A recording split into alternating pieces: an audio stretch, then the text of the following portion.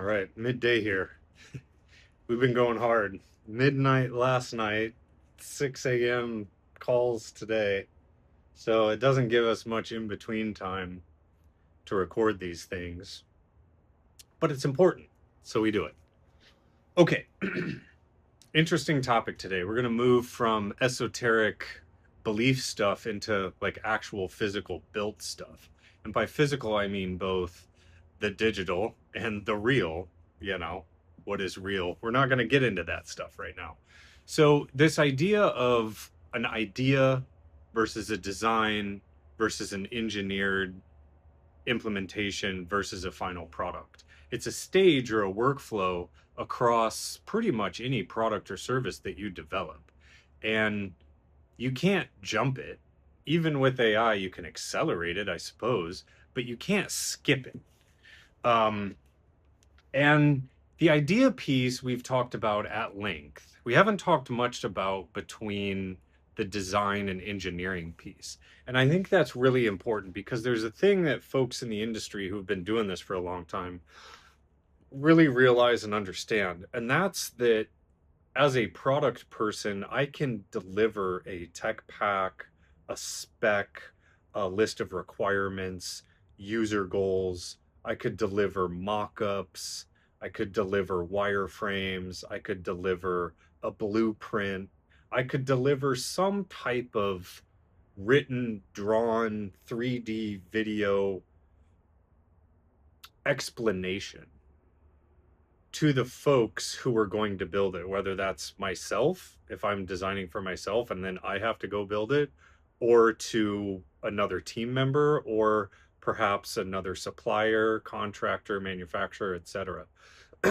What inevitably happens is there's a lot of conversation back and forth and a debate and compromise because a lot of times there's this idea of what we want and a vision spec in our head, sometimes even made possible by AI image generation tools. It's like, yes, that is the essence of what I'm looking for. And then the people who actually have to bring that into real life say, yeah, I can do 1, 17, and 32, but 9 through 15, we don't know how to do. It's impossible. Can't do it. And so there's some folks who have the reality distortion machine and say things like, and we've done this, you're the best in the world. I really want to work with you. I believe in you. Why don't you give it a shot and see what you can come back with and push the limits, push the state of the art forward, see what you can do. And the reason is important because the reason that that spec exists is because it's something, hopefully, if you've listened to all of our videos, that the market really wants, desires, is something that's missing. It's different, it's better, it's built with strong core values. And so it's a precisely threaded needle. So then if you have someone come back to you and say, I can't do that, then all of a sudden that needle that you've been trying to thread through the loop is off by a mile. And you go, oh man, like, it's not going to hit. Like we're off by a millimeter. We're off by the size of the Milky Way galaxy because it's missing the essence that we've been trying for.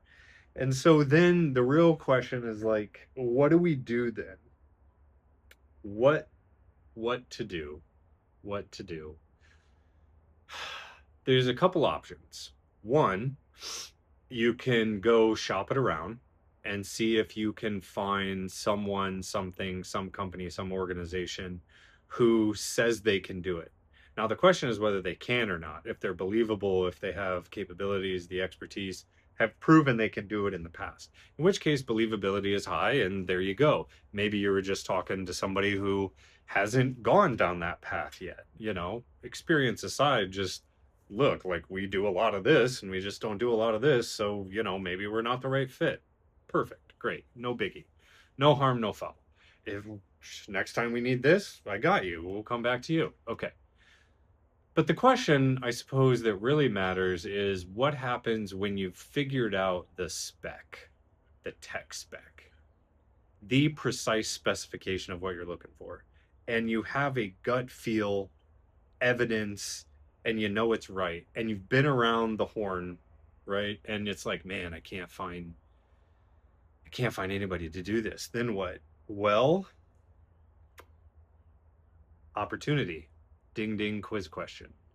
Because essentially what you've found is a gap. You found something that the market wants that nobody either can do, has never tried to do, or is unwilling to do because it's too costly, too complex, too difficult, too much issue, like isn't gonna work. And that's where invention occurs. That is where humanity has thrived. And that is where all of these things that everyone gets celebrated for being on magazine covers, that's what happened. And that's how they got there, is because they did something where everyone else was like, yeah, I don't know, I just never went down that path, or like it's impossible. And they're like, no, I've actually, like, it is possible. Like, here's the method. It's you do one and then two and then four, because everyone's doing three, but actually you skip that and do four. And so what does that require? It actually requires um thinking, like different thinking. And so, really, I think the gap, and this gap is gigantic, the gap between those who are unwilling to compromise in a reasonable way because they know it's what the market needs, right? It's the unwritten, unspoken truths of the market, of the customer base, of humanity, right? Of the machines. It's the unspoken thing that they need that um, you're just going to have to do yourself. You're going to have to find a way. You're going to have to like go to the mine and like figure out what new ore is there and like chop it out of the ground and like then go to another person and say, hey, do you have a kiln large enough to melt this? And then you're going to have to go to another one and be like, hey, can you get the chemistry right on this combination of things? And then, okay, you've got that. Now I need to go to like a steel or press manufacturer to take this big blob and press it so I can work with it. And then you need to find a cutter, right? Who can cut it out into a shape. And then you need to find a roller who can do that sort of thing.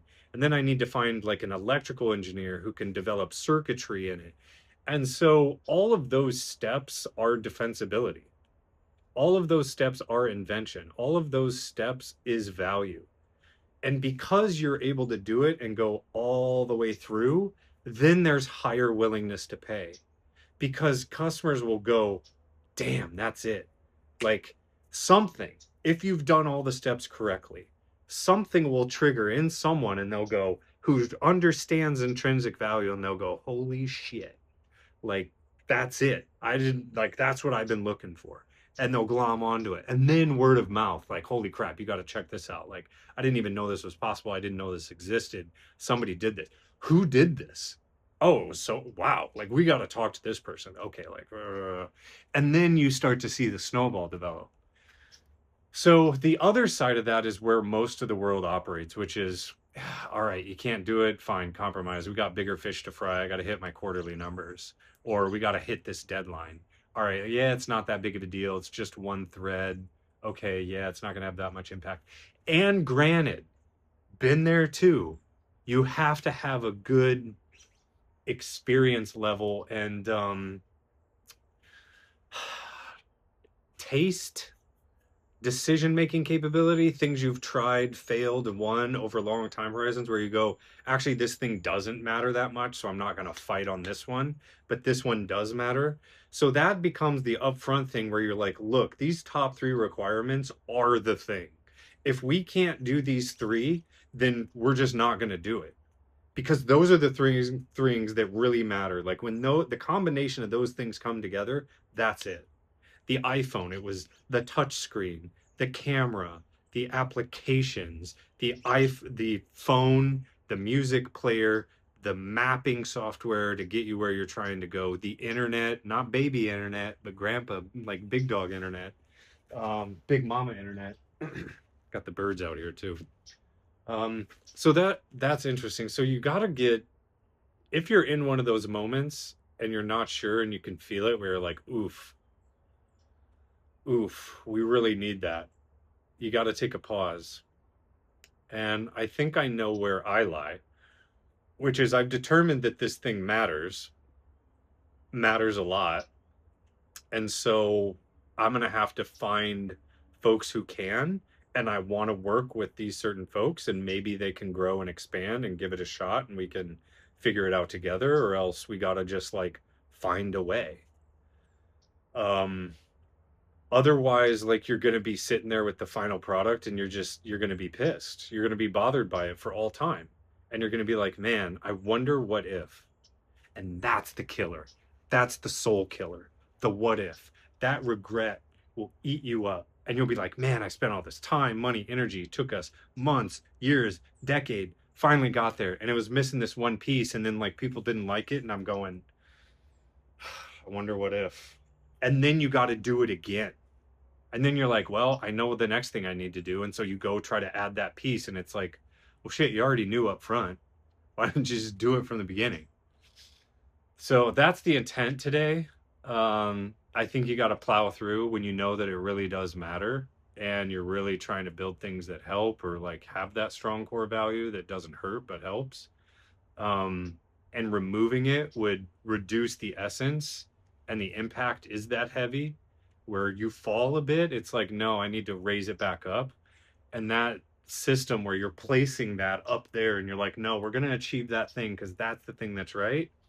Go invent it, go create it, go figure it out, go put the pieces together, get the people to help you. And that's where the world will come in service because then you have a real problem. It's like, hey, you reach out to someone on LinkedIn over email, an expert, even a leader, and you're like, look, I'm really trying to solve this problem. I believe that I need to get this thing and this thing, and I can't figure it out because it won't attach right.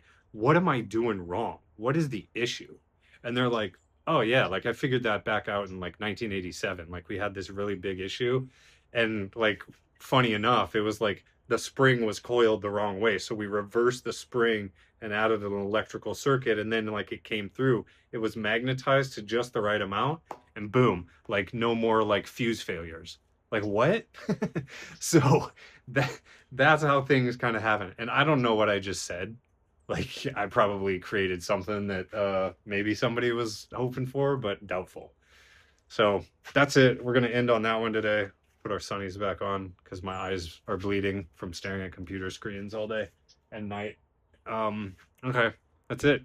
Love y'all. Remember, stay true to it. If it matters, find a way, invent it, get her done. All right, peace.